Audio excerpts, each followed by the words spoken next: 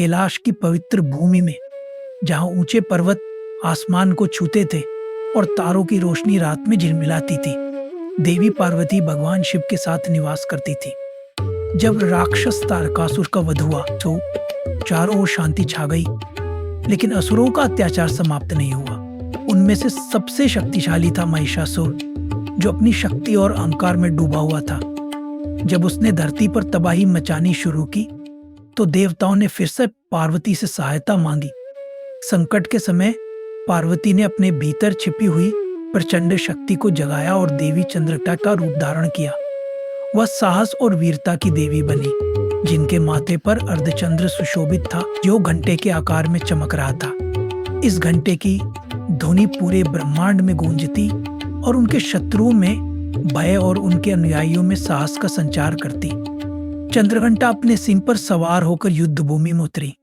उनके 10 हाथों में अलग अलग अस्त्र थे, जिनसे वो बुराई का नाश करने के लिए पूरी तरह तैयार थी। उनकी शक्ति की गाथा रहे देवताओं और मनुष्यों दोनों के बीच फैल गई और उन्हें चांद की योद्धा रानी के नाम से जाना जाने लगा।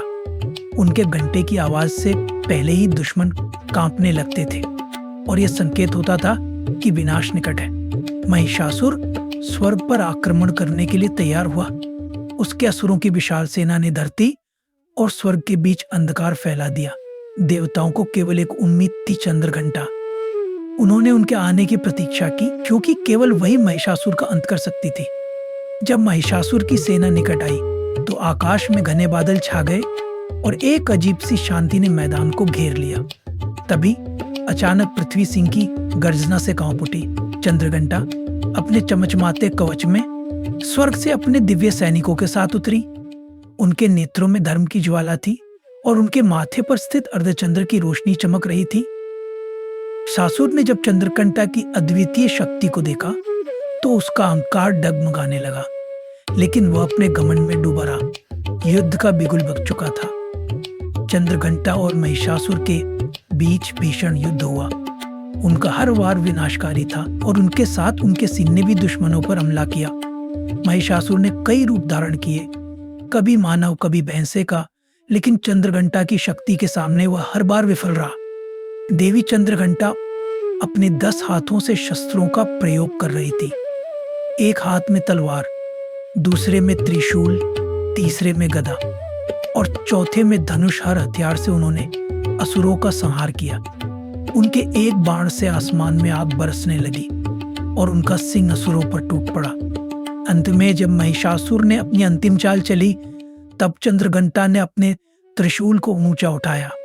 उन्होंने अपनी दिव्य शक्ति का आह्वान किया और त्रिशूल को महिषासुर के हृदय में भेद दिया। महिषासुर धराशायी हो गया और उसकी सेना तितर-बितर हो गई। देवताओं ने विजय का उत्सव मनाया और चंद्रघंटा के घंटे की ध्वनि पूरे ब्रह्मांड में गूंज उठी।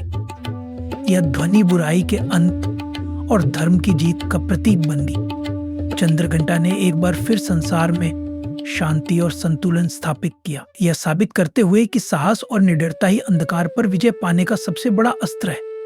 तभी से देवी चंद्रिका की पूजा युद्ध की भी के रूप में ही नहीं, बल्कि साहस और धर्म की रक्षक के रूप में की जाती है।